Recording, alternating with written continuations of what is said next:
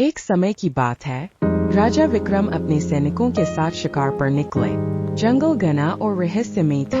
अचानक राजा एक हिरन का पीछा करते करते अपने सैनिकों से बिछड़ गया। अब वह अकेले थे और सामने थी एक अजीब भूल गए, लेकिन कोई भी परिचित चेहरा दिखाई नहीं दिया।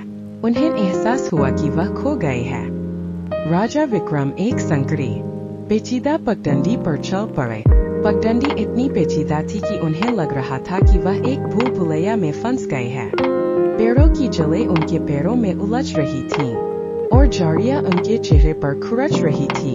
अजीब आवाजें जंगल से आ रही थीं, जो राजा के दिल में डर भर रही थी। वह थक गए थे, भूखे थे और निराश थे। अचानक उन्हें दूर एक छोटी सी झोपड़ी दिखाई दी। उम्मीद की एक किरण के साथ राजा झोपड़ी की ओर बढ़े। झोपड़ी में एक बुद्धिमान साधु रहते थे, जो वर्षों से वन में तपस्या कर रहे थे।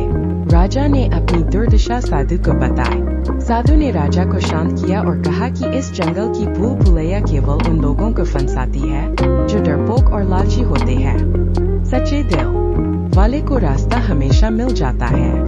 साधु ने राजा को अपने राज्य के लोगों के प्रति अपनी जिम्मेदारी याद दिलाई। राजा ने अपने लोगों के बारे में सोचा और अपने डर को दूर करने की कोशिश की। उन्होंने अपने दिल में हिम्मत भर ली और आगे बढ़ने का फैसला किया। जैसे ही राजा ने ऐसा सोचा, एक अद्भुत रोशनी चमकी और भूल भुलैया का रास्ता साफ हो गया। राजा जल्दी से उस रास्ते पर चल पड़े और जल्द ही जंगल से बाहर निकल गए। राजा के वफादार सैनिक उन्हें ढूंढ रहे थे। जब उन्हें राजा दिखाई दिए, तो उन्होंने खुशी से जय जयकार की। राजा अपने राज्य को वापस लौट गए और इस घटना को हमेशा याद रखा। उन्होंने सीखा कि डर को दूर करने और अपने दिल की आवाज सुनने से ही कोई भी मुश्किल परिस्थिति पार की जा सकती है।